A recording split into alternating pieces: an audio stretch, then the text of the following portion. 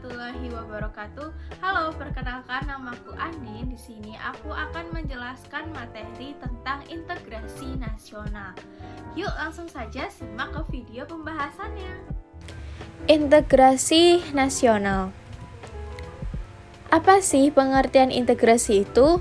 Integrasi adalah penyatuan upaya masyarakat yang berbeda-beda menjadi satu keseluruhan yang lebih utuh. Kata mengintegrasikan memiliki arti membuat atau menyempurnakan dengan jalan menyatukan unsur-unsur yang semulanya terpisah-pisah. Nah, integrasi ini penting bagi negara kita, bangsa Indonesia, yang memiliki berbagai macam perbedaan bahasa, tradisi, dan budaya. Mengapa integrasi itu penting bagi bangsa Indonesia? Pertama, integrasi nasional merupakan suatu cara yang dapat menyatukan berbagai macam perbedaan di Indonesia. Kedua, integrasi nasional penting diwujudkan dalam kehidupan masyarakat karena Indonesia merupakan negara yang masih berkembang dan mencari jati diri. Adanya upaya mengintegrasikan Indonesia, perbedaan-perbedaan yang ada harus diakui dan dihargai, sehingga Indonesia menjadi negara yang dapat mencapai tujuannya. Selain menghargai dan mengakui perbedaan di Indonesia, masyarakat juga harus memiliki rasa toleransi terhadap sesama, sehingga tidak terjadi konflik yang berkepanjangan yang dapat merugikan Indonesia. Faktor pembentuk integrasi nasional. Pertama, faktor sejarah yang menjadikan rasa senasib dan seperjuangan. Kedua, dengan adanya ideologi nasional berupa Pancasila dan Bhinneka Tunggal Ika. Ketiga, keinginan untuk bersatu di kalangan bangsa Indonesia. Keempat, adanya ancaman dari luar yang memunculkan semangat nasionalisme. Kelima, adanya rasa cinta tanah air. Dan yang keenam, adanya rasa rela berkorban untuk kepentingan bangsa dan bernegara. Selain faktor pembentuk integrasi nasional, ada juga faktor penghambat integrasi nasional. Yang pertama, kurangnya penghargaan terhadap kemajemukan. Kedua, kurangnya toleransi antar sesama golongan. Ketiga, kurangnya kesadaran diri masyarakat. Dan yang keempat, muncul ketidakpuasan atas ketimpangan pembangunan yang tidak merata. Masalah integrasi nasional merupakan persoalan yang dialami oleh Indonesia. Hal ini dikarenakan ketika mendirikan sebuah negara, maka berarti menyatukan orang-orang dengan segala perbedaan menjadi satu entitas kebangsaan yang baru menyertai berdirinya suatu negara. Syarat agar terjadinya integrasi nasional, yang pertama, terpenuhinya kebutuhan setiap anggota masyarakat oleh masyarakat lainnya. Kedua, terciptanya kesepakatan bersama mengenai macam-macam norma yang berlaku di masyarakat dan nilai-nilai sosial yang dilestarikan dan dijadikan pedoman. Ketiga, nilai dan norma sosial yang ada dijadikan sebagai aturan baku dalam melangsungkan proses integrasi nasional. Dalam rangka mengupayakan terwujudnya integrasi nasional yang mantap, ada beberapa strategi yang dapat ditempuh, yaitu yang pertama dengan strategi asimilasi. Asimilasi merupakan proses pencampuran dua macam kebudayaan atau lebih sehingga menimbulkan kebudayaan baru.